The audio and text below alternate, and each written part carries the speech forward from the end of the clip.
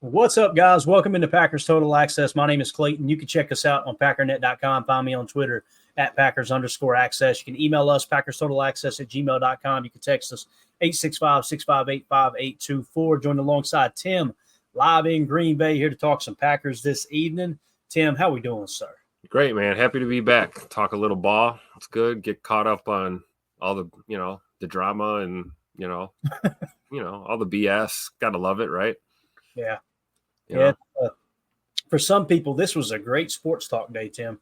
Oh, yeah, I'm sure it was. Like us, we hate it. Yeah. I just get on here and try to play both sides and not be like, listen, let's don't hate the general manager for the suspension. Let's don't hate the player. He's human. That's kind of the fence I try to straddle. But anyway, though, with that being said, let's do this. Let's start this thing off. All right. So first things first, Tim, let's just dive into it. If you want to keep an eye on the chat too. And full disclaimer from earlier today, guys, stomach virus is still here. I'm trying to eat some Doritos right now, try to keep everything in check, a little saltiness. But if I have to step away, you know what's going on there. We'll keep on. We'll push on through here, and Tim will hang out with y'all in the chat for a second. So we'll hit those super chats for you. Get you some salt, right. Bag of saltines or something over there. Exactly.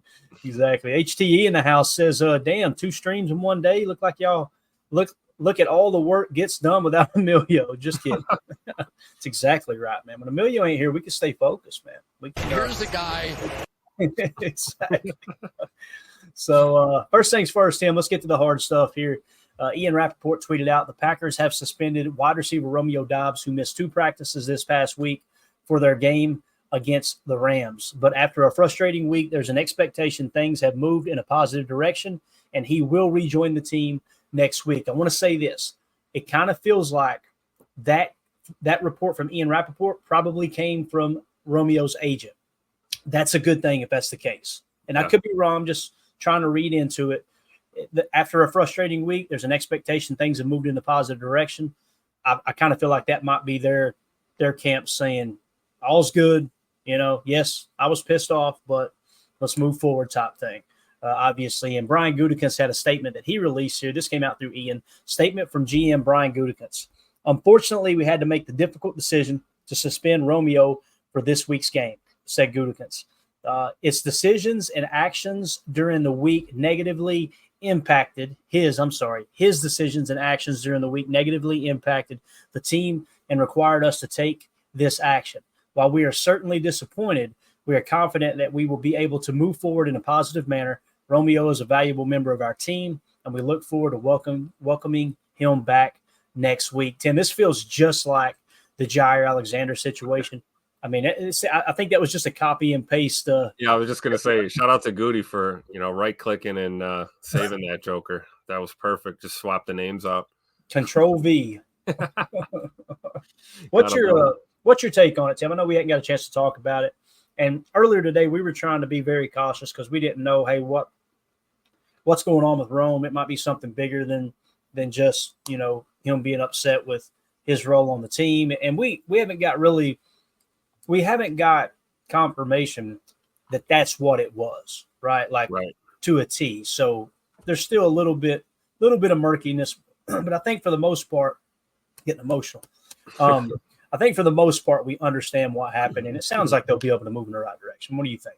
Yeah, I would agree with that. I think one thing's missing from this is, Rome's side of the story here. And that's not to say make excuses or whatever. I'm sure there's an explanation because this does seem a little out of character for him. And guys get frustrated for any number of reasons. He wants to win bad. That could be a reason. And if he feels like he can help this team win and maybe wants to contribute more and is frustrated that he's not, hey, it might have boiled over. That could be one thing. Here's another thing. People deal with all kinds of crap in their personal lives. We don't know what's going on. You ever have a bad day or two at work because of something going on? Yeah, going on in your personal life. And, maybe you snap off on a coworker or something, or things can happen. It's called life. So it's not to make excuses. I'm sure when we do hear from Rome, he'll own up to, his side of the story, or at least give us what his perspective is on all this. Cause That's the one thing that we're missing. I think Gutekunst with the boilerplate statement says a lot. It makes sense. If we look back, there is precedence for this last year with Ja's suspension. I would have a pretty strong argument that Jair came back a better, stronger teammate, player, leader after that suspension.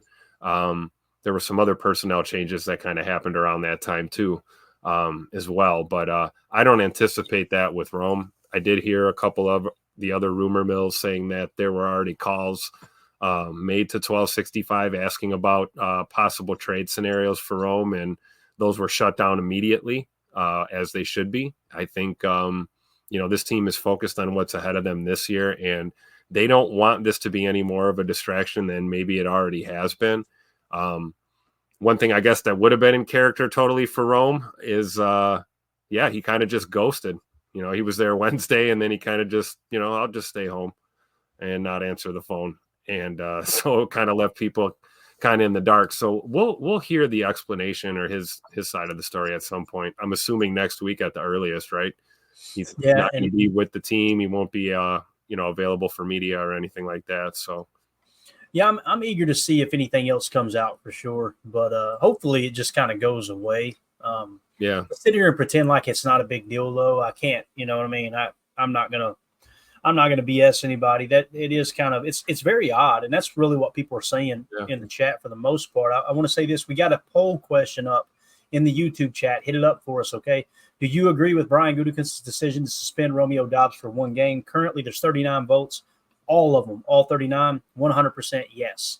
All right. So it seemed like everybody's kind of on board with the suspension there. Number one Packer fan says, I agree with Brian Gutekunst.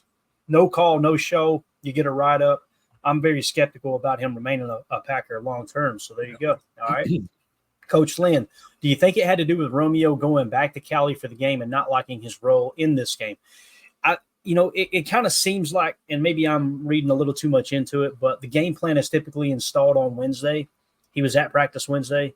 Yep. And then, of course, he no-shows Thursday, he no-shows Friday. I could see that being the case, Coach, that like maybe they're going, hey, look, when we're in 12 personnel, we want Wicks and Reed on the field. Could have been that kind of how Ja's thing started when we played Carolina. Yeah, it's weird. Scarlet guy and – is that must be a point of emphasis with this, the younger players, the new generation athlete, coming back home or playing in front of home fans or home crowd. It makes a lot of sense, right? Why that would be a priority to these guys, like think of how far away from home Rome is right now. Like, and since he's gotten to Green Bay, he might as well be on the moon, when it comes to, where his family and friends probably are. So a chance to be in LA and play football and, maybe that could be an excellent point. Maybe that could be part of this. It could be, man. It could be. It's a heck of a coincidence if it didn't. Greg Ross says, I get mad with Clayton anytime I have less targets than AFAM. I'm a baller and AFAM sucks. So there you go. Daniel O'Connell in the chat. Good to see you, buddy. He says, such an out of character from one of the quietest players in the NFL. The whole situation is just so weird, but hopefully Romeo and the Packers can move forward in a positive manner. Amen, dude. It's so strange. Dude is an enigma, man. He really is. He's quiet, and it's hard to get a read on him. It's hard to know, where his head's at all the time, and what his feelings are, and it's a great deal of attributes to why I respect him so much. Right. Some of us tend to be people who wear things like that on our sleeves. Me being one of those people. Sometimes, it's real easy to figure out what kind of mood I'm in or what's on my mind, but. Especially in the post-game shows, right? Yeah, especially in a post-game show. But I tell you, Rome is, I don't know, man. You never know.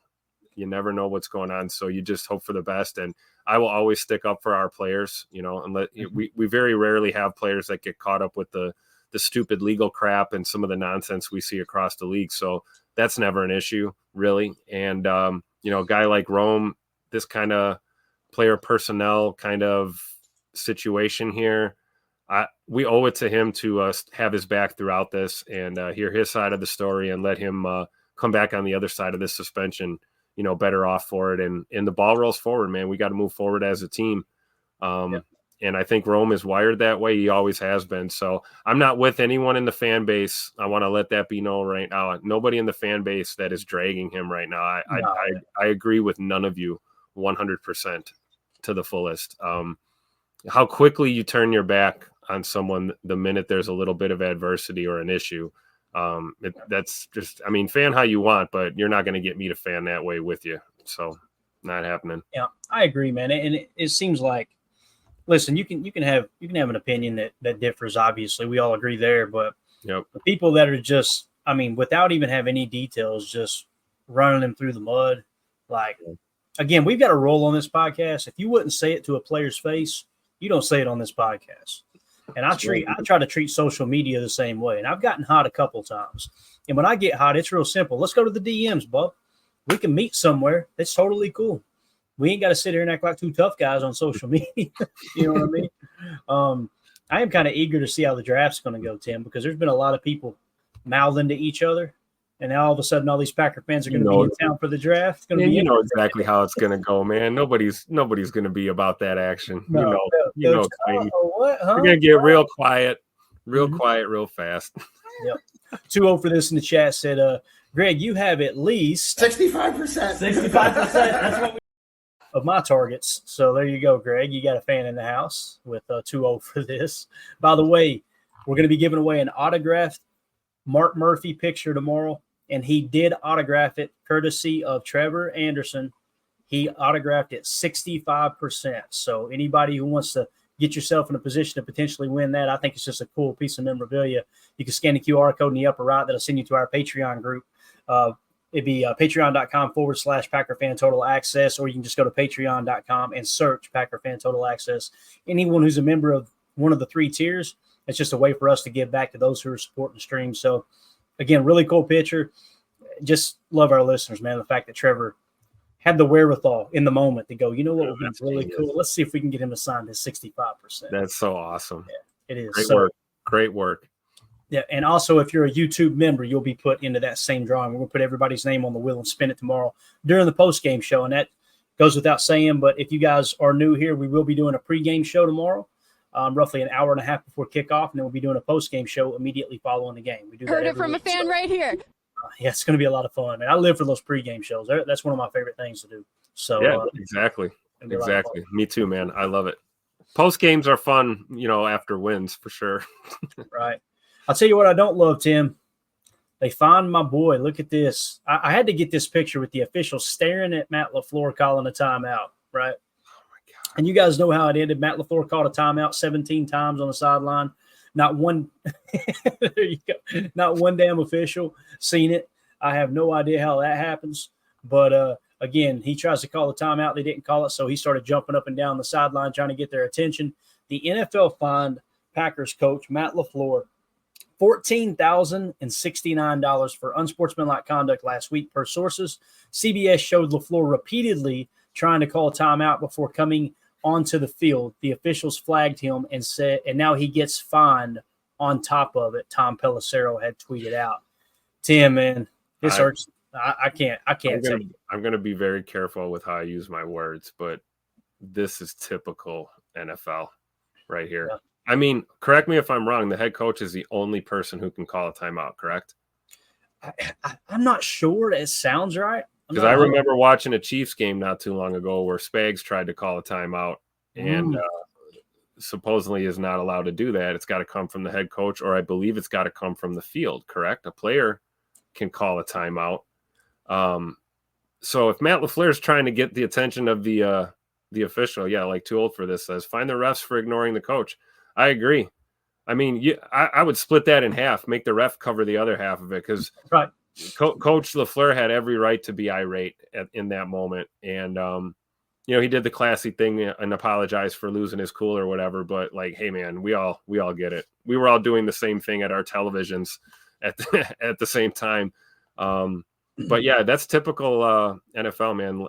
This is your rules. This is how you want the game to be officiated and how you want timeout procedure to be handled. You're in a key moment of the game. You've got a head coach trying to get his team, willing his team at home to a victory possibly here. And I don't know, it's just not a good look. And then, they got to find my boy Tupac LaFleur. He went full Tupac mode. I like it. He did everything except spit at the camera and flip the bird. So thank you, Tupac LaFleur. I appreciate that. Moment of bad for our players. moment of silence to honor Tupac LaFleur here, please. Absolutely, for sure. That's that ain't nothing. He's got that money. He's all right. He wrote that check quick, Clayton. You don't have that many Marlboro Reds behind the ear and not have that kind of money. That's right. And that custom bandana, man. Those aren't cheap. That's hilarious. So both Ron Sample and John Schmidt in the chat confirm, and both of them YouTube members. Appreciate you guys. Head coach only from the sidelines. Yes. So you were right there, Tim. I just learned something. Love it. Yep. I didn't know that. I just kind of assumed anyone could call a timeout, but evidently from the sideline, it's just the head coach. That's good stuff. Good info. So maybe not even a player then on the field. I thought maybe a player on the field could call it. Like, couldn't a quarterback call a timeout quick?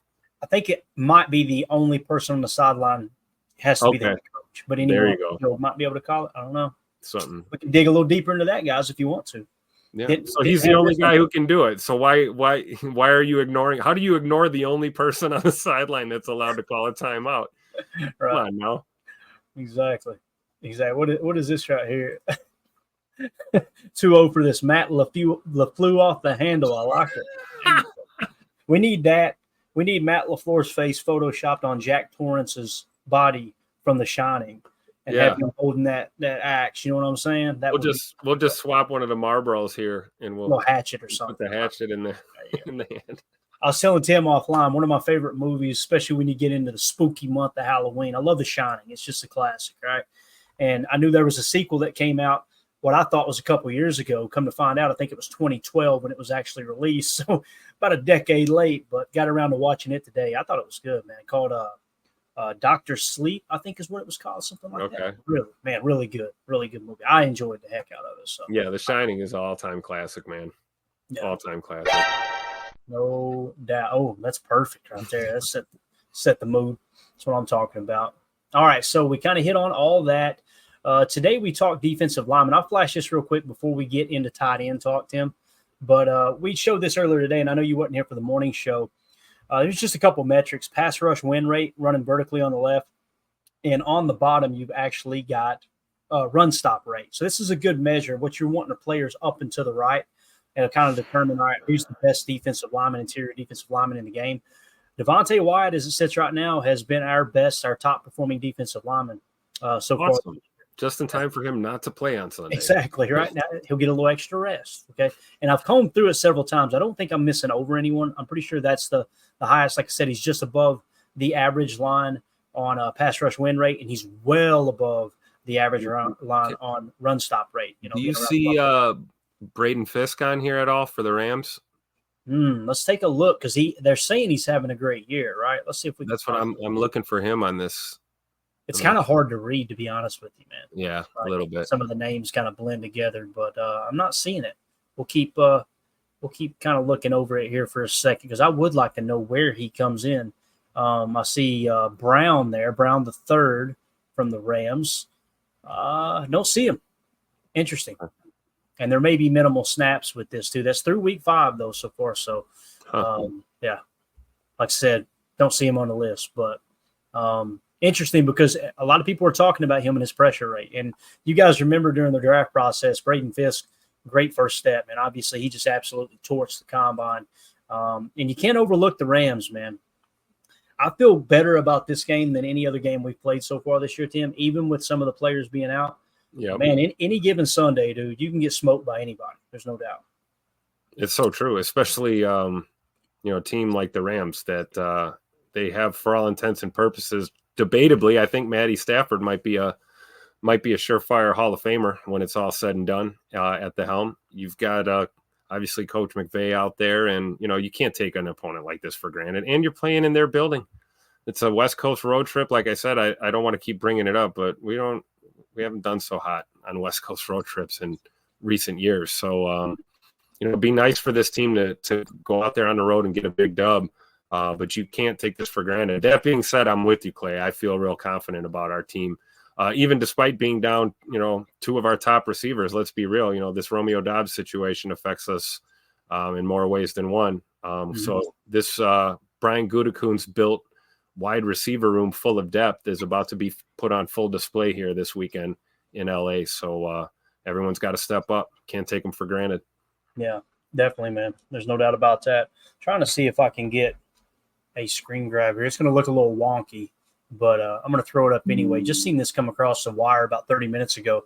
I'm going to add it to the docket before we get into tight end talk. PFF now has the Packers offensive line ranked 3rd in the league, which is really interesting. We won't dive into the article, but I'll just pull the screen grab up real quick to show you what I've seen. And again, they've got the Green Bay Packers 3rd, ranking all 32 offensive lines ahead of Week 5. Got to win in the trenches, Tim, and the Packers have been winning in the trenches here lately. And I'm going to continue to stand on that hill for Sean Ryan because I was one beating him over the head when he was playing bad. And I hope he proves me wrong because last couple of weeks, man, seems like he's starting to turn the corner, Tim. Oh, Sean Ryan. Yeah. Maybe a late bloomer, as they say, right? And he's still got plenty of years of football left in him. He's still a young guy. So this is good if he's hitting his stride right now, especially considering the Jordan Morgan effect. He's going to be a work in progress, and not knowing where he may fit into this offensive line. But it's nice to feel good about the right side of this whole line now. Zach Tom, like AFAM's saying here, please extend Zach Tom early. Exactly. Can we give this guy like a Suburban truck full of money tomorrow, please, and keep him here? Because he's. I don't even know how to describe it. You cannot afford to undervalue a guy like Zach Tom because consistent is what you need to be on an offensive line, and that's what Zach Tom is for sure. And Zach Tom, too, like coming out of college, he did everything pretty well. Ryan Schlipp was the one who called that. He recognized him probably before anyone. He was real high on him. Yep. But the thing that he's evolved in his game is his run blocking. He's one of the best run blocking tackles in the game now, which is phenomenal. Roger Davis would spread across the other guys on the offense. Right. That'd be awesome. Just catch a touch of that, right? Yep. Across the whole line. Roger Davis in the chat said, "How do I get that cool PTA shield after my name? Jealous." I think they put that after the name for the YouTube members. So if you click on our homepage and you want to be a YouTube member, just click on join, and then that's how you can become a YouTube member. And once you do, I've got to get a bunch of other emojis put in too. I want to put some emojis in that you guys can actually post. I think that would be cool. Tim's face, Jacob's face, Emilio's face, stuff like it. Maybe Tupac LaFleur, that'd be a good one to have in there, right? So, but I'm pretty sure that's what it is, Roger. You're going, do you not know, Clayton? What kind of ship are you running here? Are you kidding me? You must not watch the show much, do you? I don't know what the hell's going on around here. You kidding me? I just get on here and talk ball and let the chips fall where they may. So let's talk tight ends for a second. Same type of chart here, Tim. Running vertically on the left, we got yards per route run for tight ends.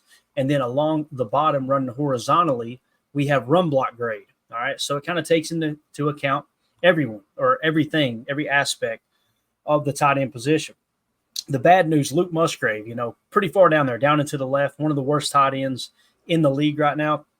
That's no surprise to us. We've talked about it. It's all over the tape. Last Chalk Talk, he popped up on a couple of different reels where a couple of highlights where he was just whiffing on chip blocks as he was going out in his route. That stuff matters. It's not the most important aspect of playing tight end for the Packers, but, I mean, it was bad. And obviously he's just not been able to put it together. Had a quiet camp, so Musgrave's struggling. But if you'll notice, Tucker Kraft is above the average line here when it comes to yards per route run, sitting somewhere between probably about 1.25 is what it looks like, yards per route run. And again, that's above average and slightly above average run block grade as well. So you're seeing Tucker Kraft, when we're talking about him getting extra reps, Tim, it's obvious he is tight end one, right? I mean, there's no two ways about it. He has now solidified his role as the number one tight end on this team. It doesn't mean they won't play Musgrave over him from time to time if they want to flex a tight end out, because that kind of fits Musgrave's game a little bit more. But I think we've got our attached Y, our true Y tight end for the next 10 years, man. I really do with Tucker Kraft here. Yeah, Tuck Norris, man. That's my guy, man. He's one of my favorites that we've had in a while here. And a guy that we know, I remember when him and Musgrave were battling out, we were kind of picking our horses, right? Who's going to develop quicker? Who was more of, like you said, that true Y or not, able to play attached versus not attached, right. Who's more complete. And it turns out it's Tuck Norris, man. He is, he's probably the most complete tight end on our team, I would think, for sure. And again, consistency. you know, he had the fumble. That's okay. Those things happen. We talked about that play. Just a great defensive play. Happens to the best of them. And I think Tucker has that ability to be one of those top 10 type tight ends consistently. Another guy with a lot of football left in him. You know, if he can stay healthy down the stretch, that'll be great. Just damn proud that he's a Packer. I'll tell you that right now, because he would be putting a hurting on us if he was in another uniform. So we're blessed to have him here in Green Bay, especially in the NFC North. Man, that would suck if he was a Bear. Yeah, maybe like, God, why can't we get a dog like that, right? Craig in the chat says, from what I'm hearing, Romeo has some anxiety issues. If that's true, I want him safe mentally. Hopefully everything is okay with him. Amen, Craig. We kind of hit on it earlier. There was some stuff that came out of the combine interviews where multiple scouts said that he had a panic attack at the combine. So first and foremost, players' health, man. Mental health is nothing to play around with, obviously. We talked about it earlier. We won't deep dive it again, but completely agree with what you're saying there, Craig. I know, Tim, you probably do too, don't you? Yeah, absolutely. 100%. And that is, you know, you could talk about working on things like that. Hey, there's things that people deal with, and you find a way to live with it and process it and handle it the best way you know how. And, you know, if you're dealing with anxiety, maybe the best thing is to bow out for a little bit and to take some time away. So we don't know. We're not that, like I said, we're not that close. We're not best buds with Romeo Doubs. So you never know. I did see that report also about the combine. And there were some other things on his, some of the scouts and things in his assessments before the draft too, they were talking about. And we knew that when we drafted him. Clearly we did our homework. And I think Rome's turned out to be an asset for the Green Bay Packers in the time that he's spent here. So I think we owe it to ourselves to have a little bit of grace and treat him with some respect and dignity here, because we don't exactly know. All we know are the facts are he's not playing football for us on tomorrow. And that's going to have the impact it's going to have. But beyond the game, man, he's a human being. So, you know, prayers for Rome if he is dealing with some, you know, mental health or anxiety issue type stuff. You know, hopefully that he gets through it and is dealing with it. Definitely. If you guys would take a quick second, hit that like button for us. Feel free to sub to the channel. We appreciate y'all making us part of your Saturday evening. You ladies, ladies and gentlemen are absolutely awesome. And we got a huge crowd in here. It's cool that you can kick on a live stream on a Saturday night and just get on here and talk some Packers with some like-minded people. It's just, can't tell y'all what it means to me. It's awesome. John Schmidt asked in the chat, how's Kraft's shoulder? I'm glad you brought that up, because it kind of slipped my mind earlier. I don't remember exactly how it looked on the injury report. So let's take a quick gander here. Is he even on there? He is not.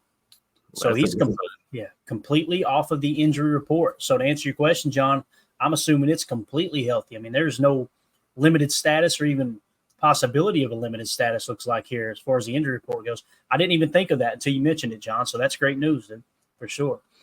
So the shoulder should be healthy, and a healthy Tucker Kraft means a physical Tucker Kraft, and we need someone to help set the tone.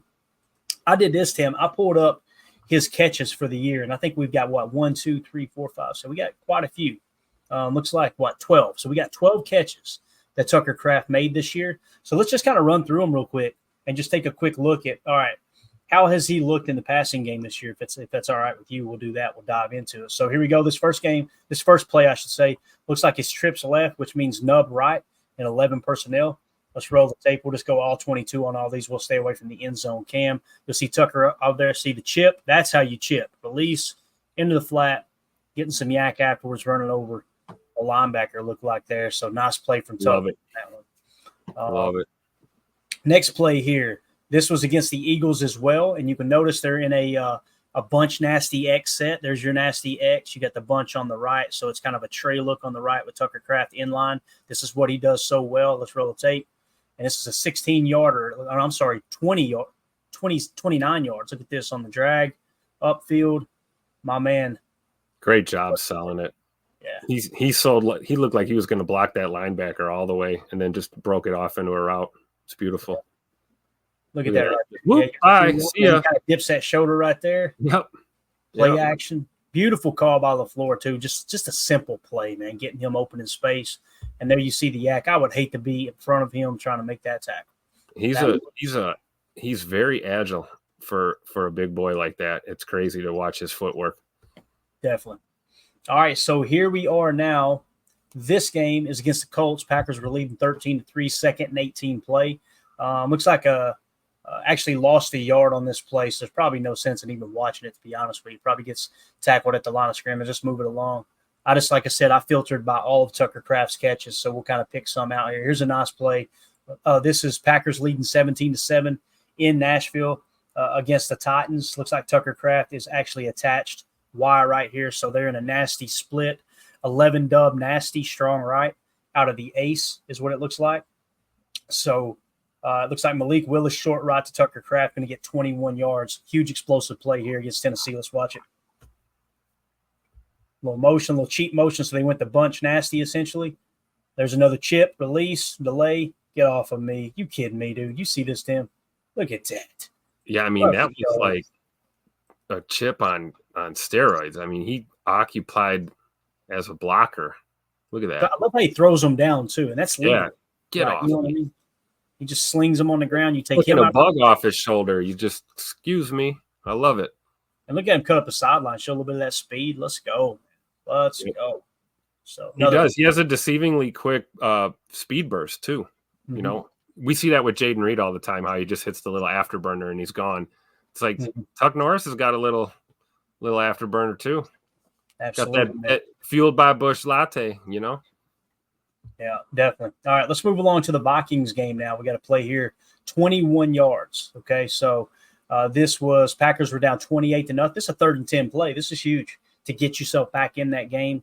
If you don't convert here with 5 minutes and 18 seconds left in the second quarter and you end up punting there, it's untelling what the final score ends up being. But on this play here, it looks like what we have is dub nasty again. So you got strong right, dub nasty. It's a gun set.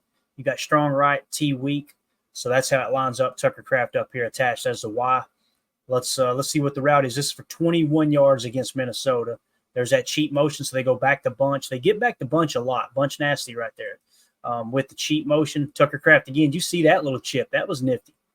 Little low shoulder spin off of it. Get out there in space, catch the ball. Let's go make somebody miss. Let's run through somebody. Bang, bang. Let's go. Moving the sticks. Yeah, there's that athleticism on display right there. We always think of it at the point of catch or after the catch. Sometimes it's right off the snap, off the ball. You see the athleticism. Yeah, definitely. And what you're seeing with Tucker is you're seeing a lot of chip releases, right? And it's beautiful because, like, when the ball snapped, the defense is looking at it and they're going, okay, he's not in coverage. Chip, now he releases. You occupied, you basically took on a block, one person, and now another person's got to tackle you. You're occupying 2 hats. That's absolutely huge at the NFL level. Here's a play, 3rd and 18 on Minnesota's 42. Yes, he can. Down 28-7, 3rd and 18 on Minnesota's 42. I imagine it's going to get you in a spot where you can actually go for it on 4th down. This is in the 3rd quarter, 3:39 left. It's going to be a 10-yard gain for Tucker Kraft. Let's see if we can figure out where he's at. So they got kind of a stack look down here. This is that dub stack out of the gun. Everything's nasty split, strong right. So once again, Tucker Kraft strong right here. Let's see if he chips and releases or what he does here. Minnesota's very exotic. Look, they're going right back to that bunch. See it? Yep. End up in a bunch after the cheat. Tucker chip, release, wide open. Let's get some yak. This is the point of the game when Jordan was really starting to see it. Right? Yeah, he's starting to see it settle in a little bit. Throws looked a little better. Definitely. You know, as he throws a little high one there, but no, he was definitely more in rhythm and reading that because, like, we talked about that, man. Minnesota notorious for all of that, sugar, pre-snap sugar and deception. Yeah, no doubt. All right, so now it's 28-20, 4th quarter, 10:22 left, 2nd and 3 play at Minnesota's 13. Tucker Kraft's going to be lined up on the left over here. So in this set, you've got gun dubs, 11 gun dubs, strong left, T same. All right, so I don't think there's any motion. Let's see where they settle in. Look like they're just going to line up and go. No nasty split this time. You've actually got the Z receiver outside of the numbers. You got the X outside of the numbers. That's Dontayvion. Of course, you got Reed in the slot. Let's watch Kraft up top. Just going to be a quick release. This is that RPO that we covered on Chalk Talk, Tim. You're looking at the hat count. It's either going to be zone right run. You don't like the hat count there. These guys are playing so far off the safety in the corner that you like Tucker Kraft on that quick flat. RPO alert flat. Y flat right here. Watch how quick, Jordan. In the belly, gonna pull it out, bang, let's go. Tucker stiff arms, Harrison Smith, absolutely love it, and then runs through another guy for 6. We're going to look at the box cam. It's going to be lovely. Look at Tay Wicks fired up too, man. You love to see it. I love to see Tay Money hitting those throws like that, because that type of delivery there on that play fake, that's 3 years in the making, man. That didn't happen overnight. Yeah. If that ball is in a bad spot, you don't get a touchdown there. Yep. You know, if he has to spin back to the inside right there, Harrison Smith's making that tackle and he's down, right? And if it's out a split second later, it's getting batted down. Yeah. At the line or pick sixth and housed. You know, that it's all about timing on those play action fakes like that. It's huge. And watch what Tim's talking about here. We'll go half speed. Look at the placement of this ball. You can't throw it any better. That's exactly where it needs to be. Yep. Away from the defender. Absolutely, man. Huge play there. So Tucker really coming into his own, man. And again, it could be better. Nobody's saying he's playing all pro level. But, man, we haven't had a tight end like this in some time, right? Oh, we do have the box cam. Here we go. Here's the guy. Look at that stiff arm right there, Tim. I want I want a poster of this right here, bro. That's Harrison Smith. That ain't no slouch. That's a good football player. Yep. Put him on the ground and bang. Love it. All right, so that's just a quick glimpse into Tucker Kraft and what he's done this year. We're not going to show the fumble because we're Packer fans. You know what I'm saying? We don't want to see the fumble. So that's just how – His receiving is tough. So I think tomorrow, the reason I wanted to mention Tucker, we had that chart, but I think tomorrow could be a huge game for him, Tim. I really do. I think that the stage is kind of set for them to use some of those leaks. They get a lot of pressure on the quarterback, but they don't have a high sack rate, which means they're coming through free, but the ball's coming out, and the secondary are allowing big plays behind them after the blitz. I think that spells success for Jaden Reed in the slot. Dontayvion Wicks is going to probably play outside in place of Romeo Doubs. He'll probably be your boundary X. And if Christian Watson doesn't play, I imagine Bo Melton would be your Z. So that's probably how that'll shake out. You'll have, again, I think you'll have Dontayvion Wicks as your boundary X, Romeo Doubs' a spot. You'll have Jaden Reed playing the normal slot and the F position. And then you'll have Bo Melton playing Z. It doesn't mean Malik Heath won't be in the lineup. I think he'll get his share of snaps too. Yep. But and doesn't mean we won't see Josh Jacobs involved in this pass game a little bit.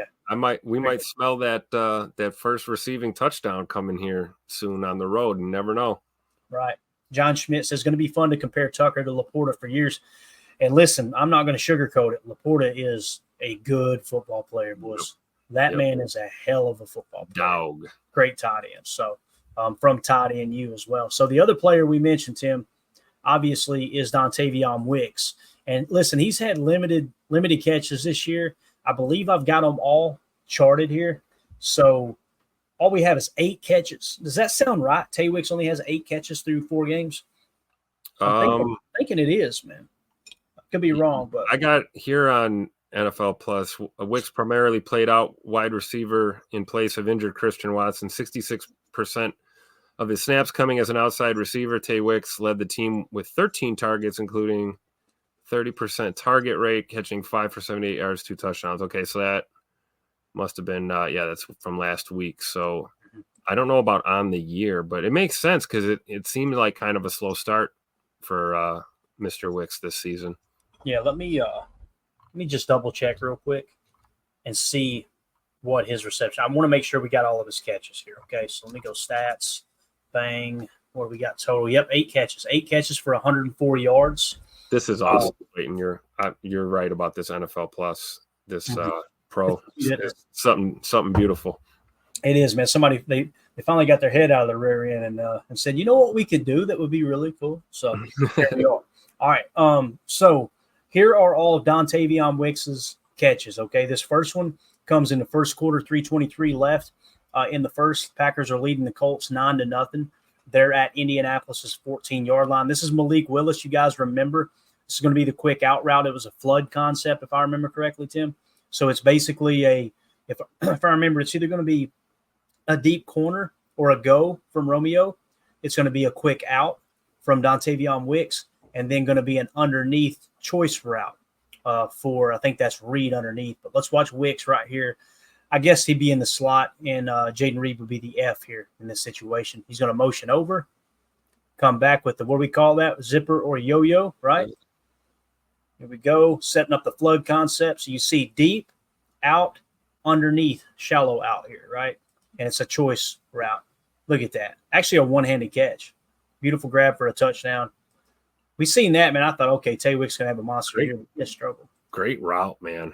Yeah. Look at how he ran that route. Watch him stick that move, and then when he goes to the outside, he stays flat. See how he's parallel right about the 9-yard line? That's hard to do, man. Yeah, that is not easy. Yeah.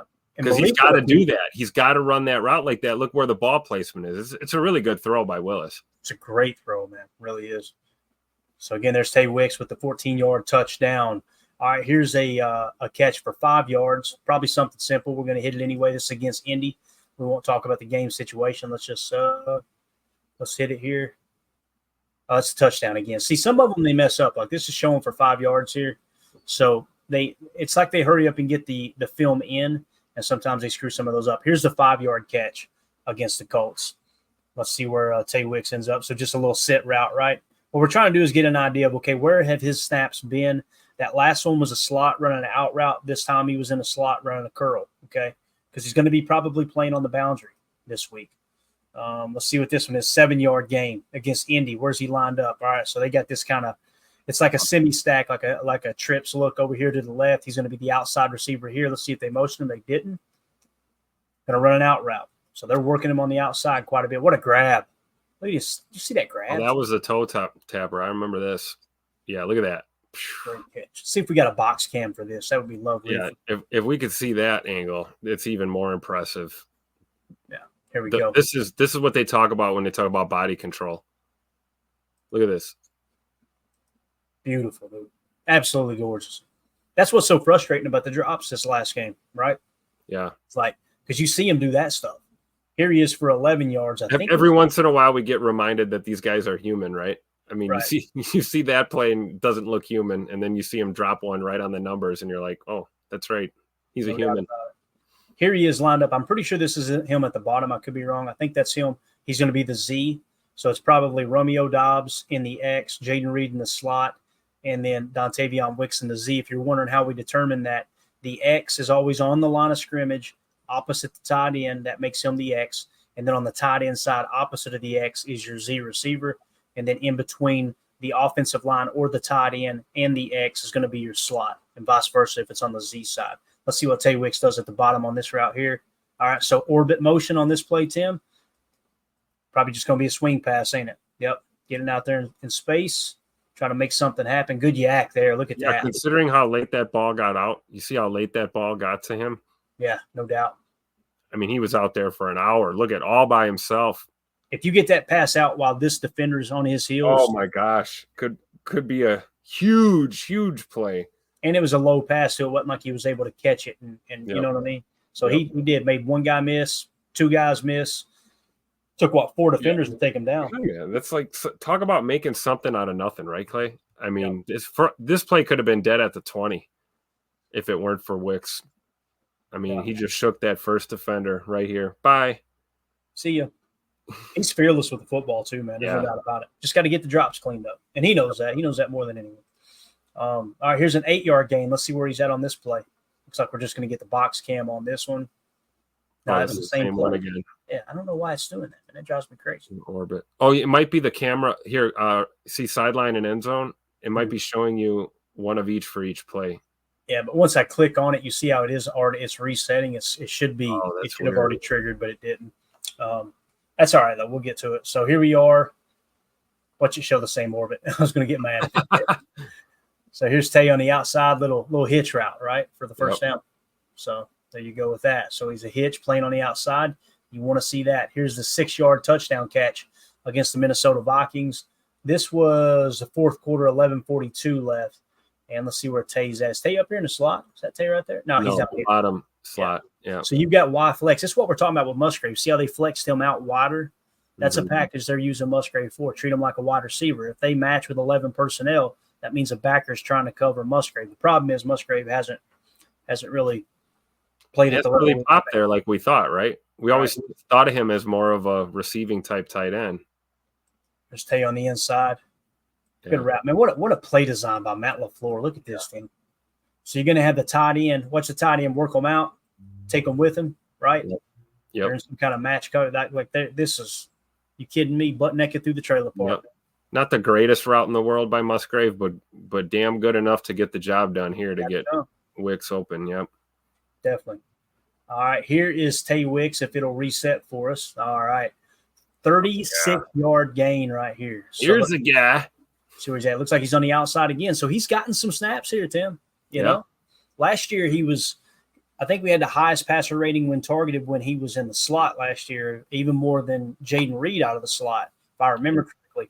This year they're putting him on the outside a little bit more. So he's going to have his opportunities tomorrow, no doubt. Let's see. So right here, he would technically be, where's your tight end? Tight end just motioned over. Yeah. So he's going to be the Z. So the way this would work, guys, tight end is strong right. That makes this your X receiver. That would make Tay your Z, and Jaden Reed is going to be your slot. All right. Nasty, too. Condensed set inside the numbers. Yep, definitely. Look at Tay going to put his foot in the ground. Oh, yes. Look at that corner route. You kidding me? Let that thing go. Oh, a little corner wheel almost. You seeing this? Yep. Going to run a corner, then flip his hips. It's almost like set up to be a double move. You see Jordan's looking left right here. Doesn't like what he sees. He's going to come back to Tay. Good job. Good job. Great job securing the catch. That's a huge game, man. Huge game. And again, right there, you're down by 9 points.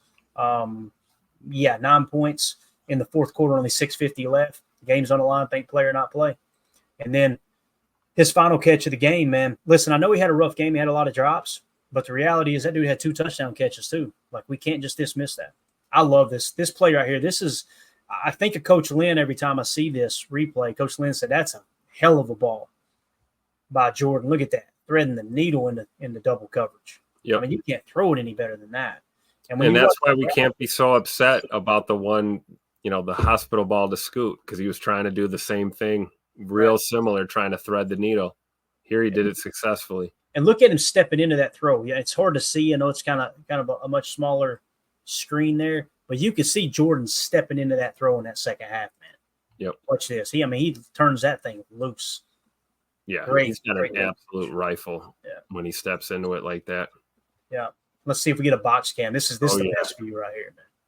And again, that was supposed to be a post, and you could see Tay Wicks runs the post, and he realizes real quick, if the ball ain't out on my break, I've got to make something happen. I got to work across the middle of the field and try to find the soft spot, and that's exactly what he does. You see he's looking underneath. Now he's just going to whang. Look at that. Yeah. Let's go. Now, you can't tell me that. I mean, I hate to keep drawing a comparison, man, but that looks like AR-12, man. It does, dude. That looks like AR-12 right there, other than the fact that it was over the middle. Because Aaron didn't throw over the middle. That's my attempt. That's my attempt at humor. But no, seriously, you can tell he got a lot of this from Aaron, because that was kind of a compressed release for him too. He didn't even get the arm all the way back. That was all, like wrist, elbow, and forearm there on that throw. Very little shoulder. Just kind of freaked it out.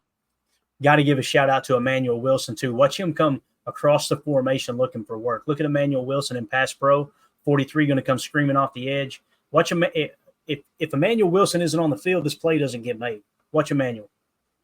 Oh, crap. Just enough, man. Just enough at the end. Yeah. He almost got washed out because the guy stayed wide. Right. He came back to the ball. Great job by 31, man. Yeah. So, again, the reason we showed Dontayvion Wicks and Tucker Kraft is we wanted to give you guys an idea of what to expect tomorrow. I think those two players probably going to get plenty of targets tomorrow. I do. Jaden Reed's going to get his, but if there's anyone that Sean McVay and his defensive staff are looking at as a Tuesday player, it's Jaden Reed. They're going to go, we got to take 11 away. You take 11 away, it's going to create a lot of opportunities for Tucker Kraft and Dontayvion Wicks. Dontayvion on the outside, whether it's the Z or the X, wherever they decide to put him. And then, of course, Tucker Kraft on some of the leaks underneath. It's going to be huge. It's going to be absolutely huge. So, all right. So we got that taken care of.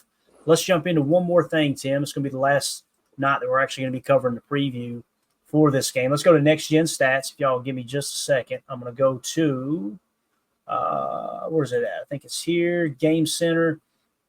And let's look at last week's Rams tendencies here. Okay, we're going to look at the throw chart. We're going to look at their running as well. So we had LA at Chicago. All right, let's go ahead and slide this down here so we can see. All right, so this was Matthew Stafford's throw chart against the Bears. Okay, and you see it's pretty even across the board. He got kind of hot right, short right, and mid.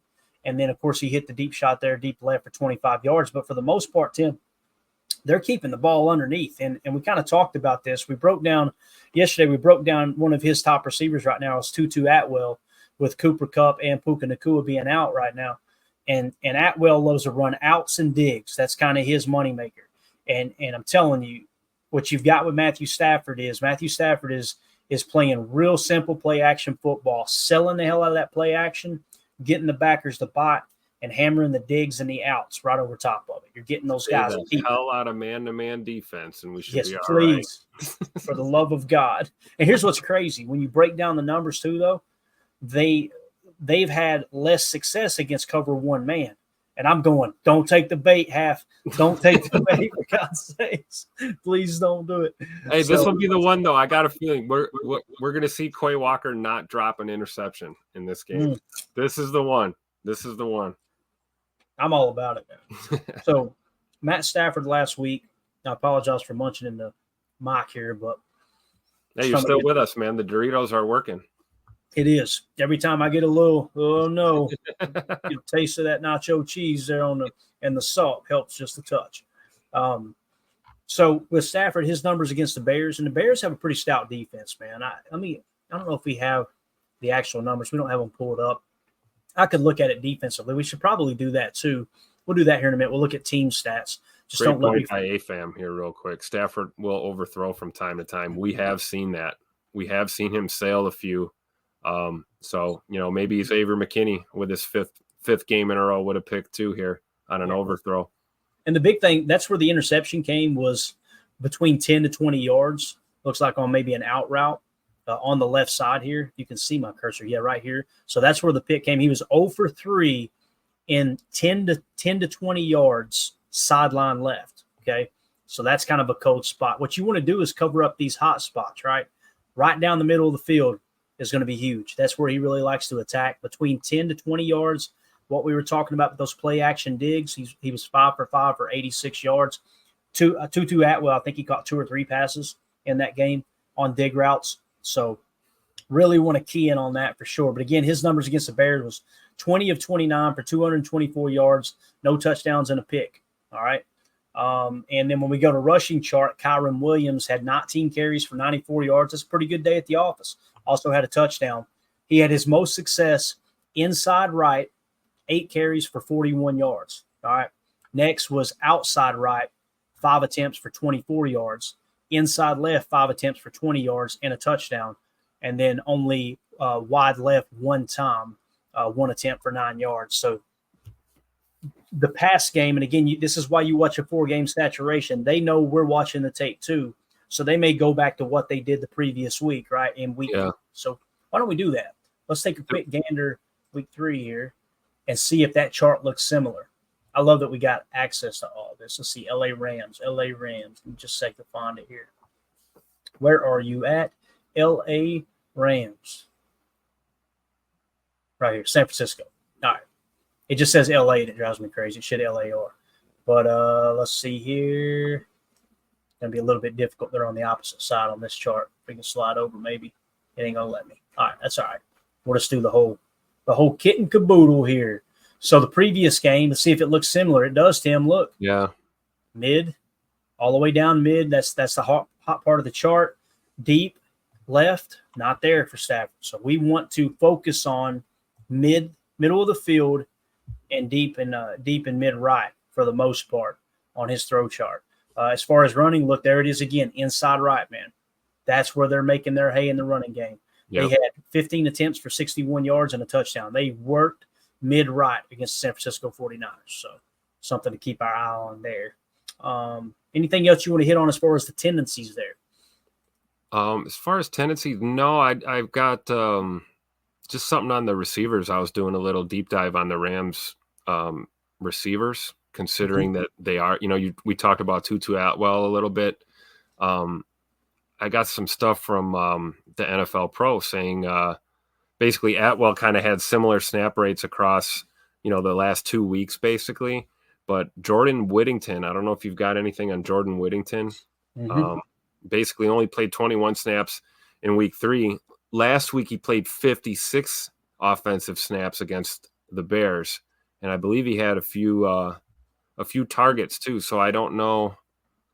I'm just trying to think of like weapons that Stafford really has to go to in this pass game. You know, you named the two. It's Whittington and it's Tutu Atwell.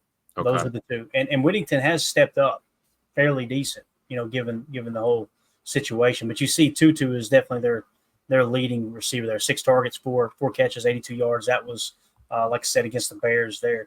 But yeah, you're right. Who's the third? Isn't there one other Robinson? Who else? DeMarcus Robinson. Yeah. You're right. Yeah. And it feels like he has struggled, actually. I looked him up the other day. Let me go PFF here.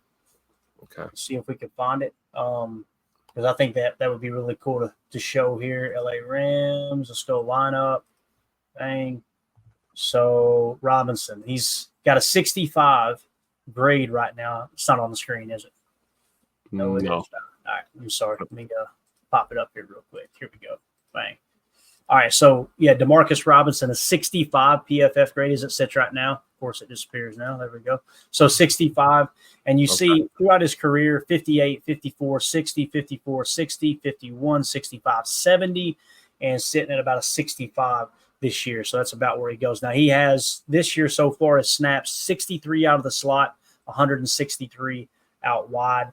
And here you see he had 31 passing snaps this last game in week 4 and 21 running snaps, meaning he was in at receiver on running plays, right? Okay. So that's where he's sitting right now, though, is a 65 offensive grade. Now, here's Atwell, 78.2, 12th highest graded receiver in the game right now. That's been a pleasant surprise for them with Cooper Kupp and Puka Nacua being out. So that's going to be the main focal point in the receiving game. And then obviously you've got Whittington, too. He's grading out as the 29th. Right. The 22nd best wide receiver, 6'1", 204, a little bit bigger. Now, his snaps have come a little more versatile, 48 in the slot, 57 out wide.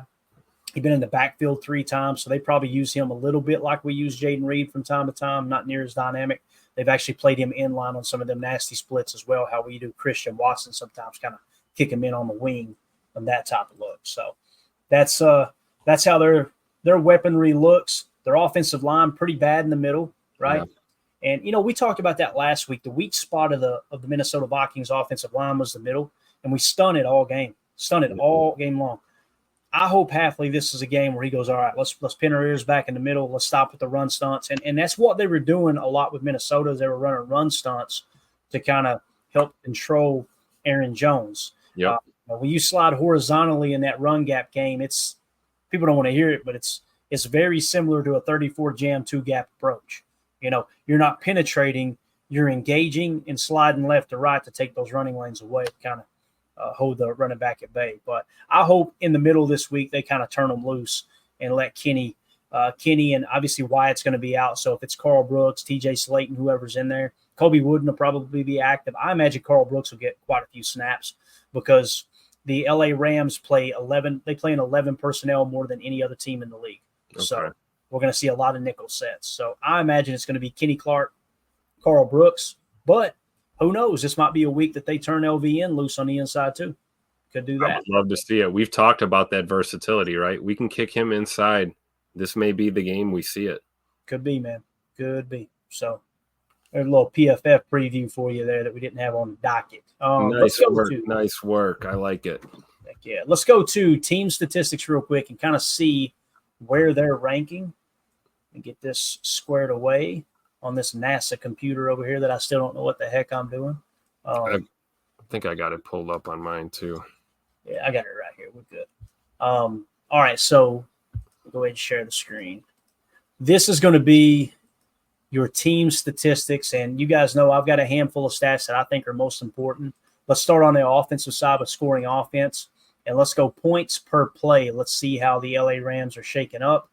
Let's see here. LA Rams are 20th in the league at 0.314 points per play. All right. So they're 20th in scoring. When you go total offense, we will go yards per play. So let's see how they're doing yards wise. Remember, they were 20th. LA Rams in yards are 19th, right around the same spot at 5.2 yards per play is what they're averaging. Okay. If we go to rushing offense and let's go yards per rush attempt, the LA Rams are actually 26th at only 3.7 yards per attempt. All right. So that kind of gets me going, maybe take a little focus off of Kyron Williams and key in on the play action. Don't bite as hard on the play action. They get the run going. You can always adjust the game plan. That might be the way to approach that. And then passing offense, let's see how potent they've been without their two best receivers. Here is yards per pass attempt. Let's see how effective they've been. 15th, even without those receivers, Tim. 7.5 yards per attempt. Yep. Middle of the pack. Really the top half of the league. So that screams Sean McVay, too. I don't think the personnel matters. I think, Coach McVay is going to throw that ball around the yard. I was looking at the matchup insights here on the NFL Pro with the performance trend. Matt Stafford has thrown for less than 2 touchdowns in each of his last 5 regular season games dating back to last year. So now he's down premier targets in the pass game. Do you think that means they're going to have him throwing the ball less? If anything, we should be really conscious of the fact that I think you're right. We're going to see a lot of nickel sets because they're going to try and take shots, and hopefully they make some mistakes there. But we have to be disciplined against the run. We can't take that for granted at all. But I would fully anticipate them trying to sling the ball around tomorrow for sure. I could see that. The other thing too, one of the insights on NFL Pro was they've had a lot of success running with a lot box with Kyron Williams. So you might want to load the box, but be less aggressive biting on the play action. You know what I mean? Play with a loaded box to deter them away from running the ball as much and drop those guys out deep. Kind of like the play that we showed earlier today where we had Quay and Edgerrin Cooper doing that double barrel look, that double A-gap mug, and then sinking them out 10, 12 yards down the field in zone coverage. Doing something like that. About lost it, Tim. Oh, no. Woo, hold on, man. Let me give me a drink. We're battling. We got this. We're almost got done. it. Oh, man. It's the last of it's leaving you, right? You're fighting this off. You keep speaking that positive. So, again, if you got to load the box and then sink those guys out deep, I think that might be the way to deter them away from running. Give them the illusion of a loaded box and then dropping them out. I Probably agree. be the way to go. Defensively, let's hit that real quick before we run out of good luck here on my end. Half's like, you all right? So team opponent points per play. All right. Points per play allowed. The LA Rams on defense, 31st, 28.8 points per game. I apologize. 28.8 points per game. They are next to last, Tim. This should be a big offensive performance. So we'll see how it shakes out. Now let's go to total offense, yards per play, where they sit. The LA Rams yards per play quite a bit better, 19th at 5.2 yards per play. We're supposed to be on defense, aren't we? My bad. Scoring defense, right? We already hit on that. Opponent points per game, correct? Yeah, 28.8. So we got that. I'm seeing double right now, my man. This is LIVIN right here. We are living at the moment. Let's go opponent yards per play. Opponent yards per play. The LA Rams are dead last, Tim. 6.4 yards per play allowed, man. Wow. I didn't know it was that bad. Like, that's really bad, bro. So this is we're primed for a killer performance here, right? I mean, come on, we can lean on the run game a little. Let's run the ball. Let's throw the ball. Let's do it all. Why not? Yeah. I wonder maybe that that could be this install on Wednesday that Rome might have not liked so much because maybe it involved, really spreading it around and really, we're not leaning one-dimensionally here offensively. I think we're going to see Matt LaFleur open that playbook all the way up here tomorrow. Yeah. So yards per rush attempt, they're 28th. They're giving up 5 yards per rush attempt. All right. So should be able to run the ball effectively, at least on the surface it seems that way. And then we've got passing yards, opponent yards per pass attempt. In the passing game, they are even weaker, 8.6 yards per pass attempt. I mean, this is one of the worst defenses in the league is what we're uncovering here. So as far as turnovers, let's see total takeaways per game. Let's see how they're doing in the takeaway department. Oh, look at there. Green Bay leading the way still. 3 takeaways per game. Where are the Rams at? Are they taking the ball away at all? They're 23rd at 0.8 takeaways per game. So, yeah, this is it's probably a week, like I said, Jaden Reed, Tucker Kraft, those would be 2 that I would suggest if you got an opportunity to play them in fantasy. I can just see them having a pretty decent stat line. Tay Wicks, too. That could be a bargain if he's on the waiver wire somewhere and you could pick him up. Might be someone that you could play it. It might be too late for the waiver wire. I'm not a fantasy guru, obviously, but I can kind of see the game playing out that way, though, man. I think there's going to be plenty of opportunities for this offense. And the best thing you can do to help the defense is do the opposite of what you did last week. Take off to an early lead, right? If you're playing from ahead, it's going to be a whole different ballgame. No block, no rock. Right, Coach. That's exactly right. Let's go to the chat here. United Bates says, out to dinner with the parents. Have to watch the show later. Just want to say hello to the posse.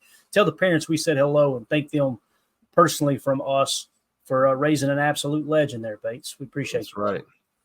Chris in the chat.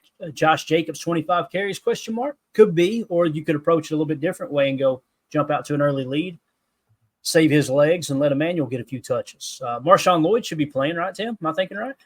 I think so. Is he on the IR? It feels like it's been forever. I thought he was on IR. I don't have a clue. What is that? Was that 4 weeks though? He might have another week left. That's I think Carly. Ooh, Clayton giving fantasy advice. Hell must be freezing over. Don't take that advice. Now listen, live gambling, pretty good. We're on a heater right now. We've hit 10 in a row. Live betting on college and NFL, 10 in a row. You guys are probably thinking, take Mandy out to dinner. No way. We got to reinvest that. We got to lose that before the year's over. You know what I'm saying, Tim? That's how that works. Trying to see. Lloyd was put on IR only a couple weeks ago. There you go. Thank you, 2-0 for this. So he is definitely he's not available. So it'll be, what was his name? Chris Brooks, the back that we signed. I think so. That was his name. Practice squad. Yeah. Yeah. So to go back to what the gentleman was saying about Josh Jacobs, and I want to give him a shout out again. Who was it? It was Chris N. Josh Jacobs, 25 carries. If it's a close game, yeah, lean on that, right? Press into it, control the clock, control the game, all that. But if you jump up to a 10-point lead, kind of blend some Emmanuel Wilson in there and save Josh Jacobs if you feel like, okay, we've got a pretty good beat on this game, right? Absolutely. So that's kind of how I would see that. And then let's see what else we got here. Brian Vargas in the house. What's up, man? He says, I'll be at the game tomorrow. That's what's up, Brian. I don't know if you're on Twitter, Brian. If you are, shoot me a DM at Packers_access. And when you get to the stadium, if you want to take some pictures, just send them over in the DM. If Twitter will work. I know when I was at the Titans game a couple weeks ago, I had so many awesome videos ready to go. And they were just spinning. It's hard to get any kind of service in a lot of these stadiums sometimes, right? So if you do have access to Wi-Fi, whatever, and you get a chance, you take a cool video picture, whatever, shoot it over to me at Packers_access, and we'll put it on the pregame show and the postgame show tomorrow too. If you get there tailgating early, we'll include it in the pregame show. That'd be awesome. I'll make sure I keep an eye on the DMs for that. So, Coach Lynn says, get a picture of this guy if you see him out there too. I'm telling you, man, when we got the players and the coaches going on the bus in Tennessee, that was the most enjoyable part of the trip. It was absolutely I love that stuff. It was like a party. We had just a bunch of Packer fans waiting by the tunnel, and it was just cheers and Emilio, Emilio. We might have had a pop or two and was shouting every name or every sound drop that we have on the show, Got a retweet, got a quote tweet from Bo Melton, obviously, about the cheese curds. So absolutely awesome. Emilio's priceless. That's on my bucket list, Clay. I got to get to a road game. I want to experience that one time as a Packer fan. Definitely. And, there's really not a bad stadium in the country. You know what I'm saying? Like, there's some really good spots to watch a ball game. I wanted to go to Charlotte a couple years ago and watch them play the Panthers, but it was Christmas Eve, and I'm a big I'm a big holiday guy, man. I don't want to be on the road running a football game the night before Christmas, So right. Coach Lynn in the chat says Ford snaps tomorrow. I don't know, Coach. I imagine Ford. with Jonathan Ford. So with our boy Devontae Wyatt being out this week, all right. Let's think about the depth chart here. And I still have a depth chart? I think I deleted all the depth charts. I did. So I'm trying to think. Jonathan Ford is kind of that nose tackle. He is the backup, if you will, to TJ Slayton. So the fact that TJ Slayton's healthy, I kind of feel like it would make more sense to maybe not activate him. And I could be wrong here, but if you don't activate him and you make sure that Kobe Wooden is activated, he's kind of that extra defensive tackle. I think that would fit. It'd be different if we were playing a team that had like a lot of 12 and 21 personnel. But tomorrow, they play more 11 personnel than anyone else in the league. So I guess my concern with Kobe Wooden is how many snaps do you think Kobe Wooden's going to get? It won't be same with Jonathan Ford. It won't be hardly any. Yeah. It's more of like an emergency thing. So the question becomes, who would you rather have on your roster, knowing that you're going to face a ton of 11 personnel? I think they run 11 personnel 81% of the time, so that's going to trigger your nickel set. Who would you rather have on the roster, Kobe Wooden or Jonathan Ford? If it was, like I said, if it was San Francisco, I'd probably lean toward Jonathan Ford. Yeah. But then again, man, Jonathan Ford might be on a heater just like my live betting right now. You know what I'm saying? He might be turning heads in practice, and he might get the call. So I don't know, Coach. We'll see. We should know tomorrow for the pregame show whether or not he's going to obviously be activated. We'll get you all that information as it comes in real time. So anything else you want to hit on, Tim, before we wrap this thing up, man? Yeah, I'm with Jen right here in the chat. Receiving touchdown for Jacobs tomorrow. I'm speaking it into existence. I love it. Let's keep that vibe going. He's overdue. I completely agree, man. We got to get that out of the way. We've got to get it out of the way. Let's just call a little swing pass in the red zone, get them out there. Let them scamper in. That'll work. Exactly. Just combing through Twitter real quick to make sure I didn't miss anything. Everything is just pretty much reaction to the Romeo Doubs stuff. Andy Herman tweeted out, there's a difference between actually losing a locker room and how a narrative takes shape. Anyone who knows me knows I think Matt LaFleur is a fantastic coach. These things just work in weird ways. Also, Packers are winning on Sunday. There you go, Andy. That's what I'm talking about, buddy. Yep. Not everything's got to be a big, crazy story all the time. Sometimes, crap just happens, right? As they say. It's just part of an NFL season. No NFL season, no team is immune to their own little drama throughout the year, Definitely. Coach Lance says, thanks. Thank you, Coach. Appreciate everybody. Seriously, this was a fun episode. Tim, thank you for giving me a break here for a couple seconds from time to time. Just you talking so I could take a deep breath and try to hold this together. But talking isn't a problem, Clayton. It's getting me to shut up. That's the issue. So no, I got you, man. Never a problem on here, man. So, all right, man, we're out of here. We appreciate everybody hanging out. The game kicks off 3:25 Central Time, right? So we're going to go live at an hour and a half early, roughly, be a little bit before 2 p.m. Central. Is that right, Tim? That give us about an hour and 20 minutes before kickoff. We could just go right at 2, right? Right at 2. Let's do that. Let's go 2 p.m. Central kickoff, guys, for the pregame show. I'll make a note here, 2 p.m. Central. And, so we'll get the link up here soon and get everything put together. Hit that like button for us if you don't mind. Feel free to sub to the channel. Like I said, we'll be going live for the pregame, and then we'll also hit you guys with a postgame show immediately following Packers-Rams tomorrow. If you want to join our Patreon group, scan the QR code in the upper right. Really, really cool opportunity to be a part of that community. And then also we do giveaways out of that. Tomorrow we're going to be giving away an autographed Mark Murphy picture that is signed 65%. So make sure if you want to get in on that, you're either a YouTube member or you're a member of our Patreon group over at patreon.com/Packer Fan Total Access. Tim, you have the last word, sir. Go Pack, go. Green and gold till we're dead and cold. As always, we're getting the dub on the West Coast trip. We're going to have there it is. I was looking for it and you found it. Tupac LaFleur in full effect. Hey, to live and die in LA, right? So let's go do it.